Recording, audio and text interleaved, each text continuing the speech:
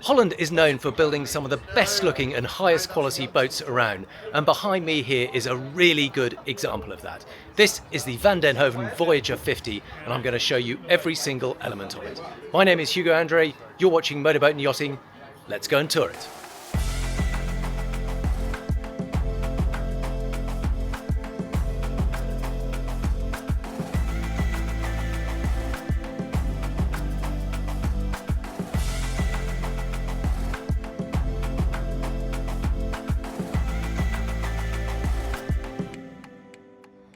Now, Hoven are one of these smaller Dutch yards. They only build 2 or 3 boats a year, but they build them absolutely exquisitely.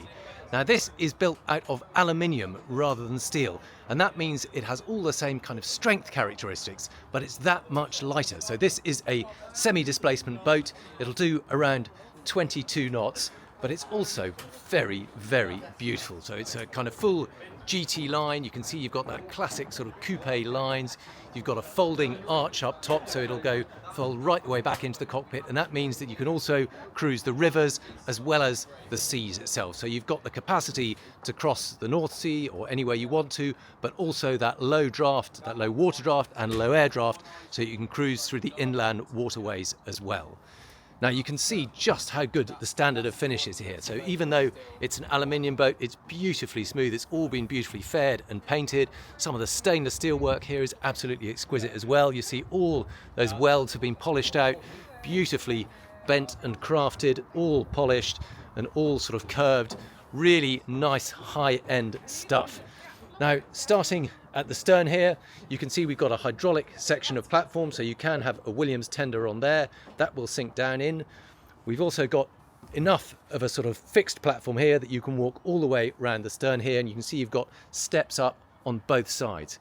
We've also got a really enormous lazarette under here, and I will show you that right now. We've opened up that lazarette and now you can see what's inside it. It really is more like a crew cabin than a traditional lazarette. There is an enormous amount of space in here. It's fully lined. We've got steps down into it. I'm going to crawl down into it just to show you the size of what we've got down here. Now check this out. There's a washer dryer in the corner there.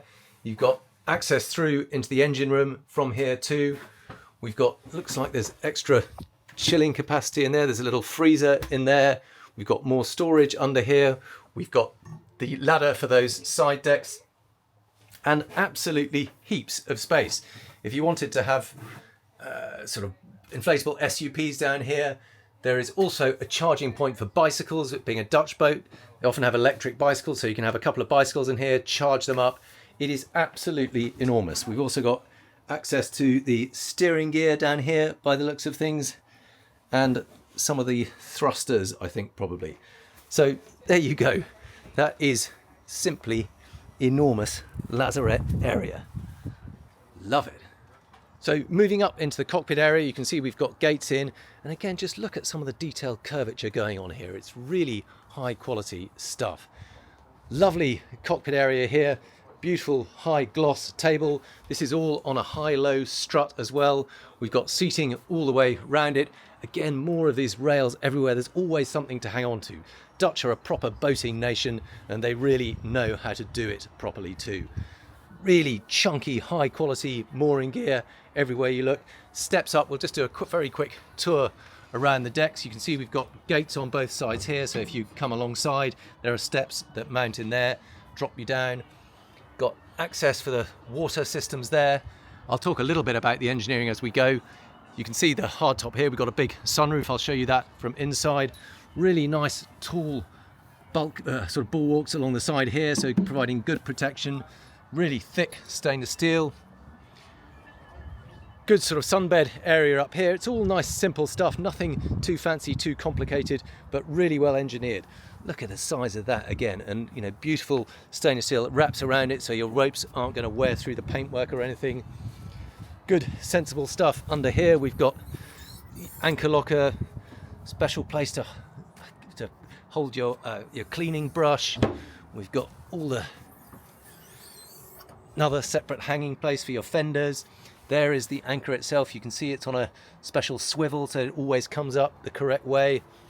No fidgety little locks. It all just lifts up and down. You can see there is all that aluminium I talked about.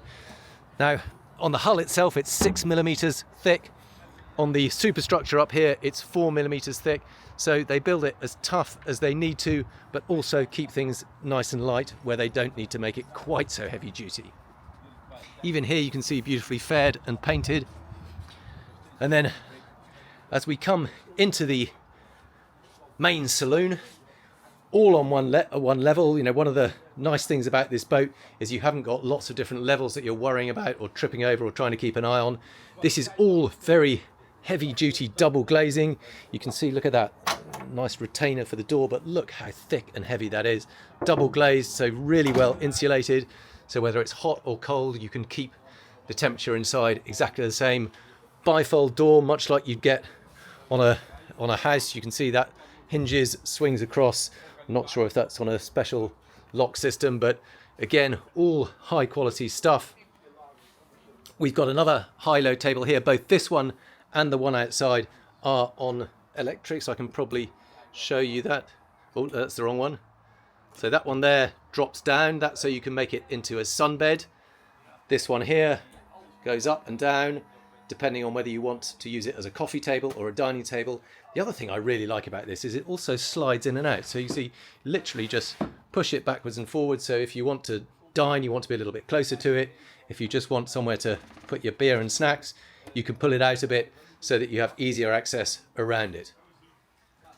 Lovely big windows all the way around it, all double glazed as well, and all on electronic blinds. So if I look at this little remote control here, if I hold that down, you can see all the way around, all the blinds are starting to come down. I love the fact it's just one touch as well. So I'm going to stop that, put them back up, and they all go up in unison together. Just lovely, simple stuff.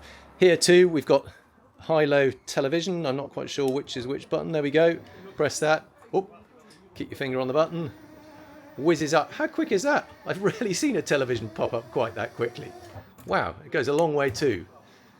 But all so convenient, so simple. And of course, so much more discreet when the whole thing tucks away. You don't want an ugly television in your eye line all the time.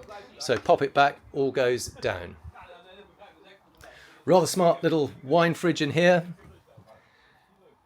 Again, they always do things so practically. So this is the galley area here, but there's no messing about with sort of, you know, a couple of tiny burners or a half-size dishwasher or anything. It's all big, heavy stuff. So really good sized fridge, proper 4-ring induction hob, full size dishwasher, decent sized sink, proper bin, coffee machine. There's just no messing around. It's really practical, really high quality. Lots of storage all the way around. All these nice little soft touch. And look at the quality of this woodwork. This is all sort of engineered oak flooring, sort of parquet style floor, all proper wood. Look at the quality of some of these drawers and things. Big overhead sunroof. I can probably demonstrate that. I think that is on one of these. If I press this button here, the duck open up above me. That lovely big sunroof is opening up. I won't go the whole way, you get the picture. You can see these little thin lines here. These are the wires for the blinds, so there's blinds for this area too. And then everything is so lovely and light and open. Look at this companionway down to the lower deck. It's a really nice wide opening. You've got plenty of natural sunlight coming down here. Other thing, underfloor heating. So under here, I can feel my little socky feet down here are being warmed gently from underneath. So being an aluminium boat, you can have the bulkheads pretty much wherever you want. In this particular layout, we've got a 3-cabin layout.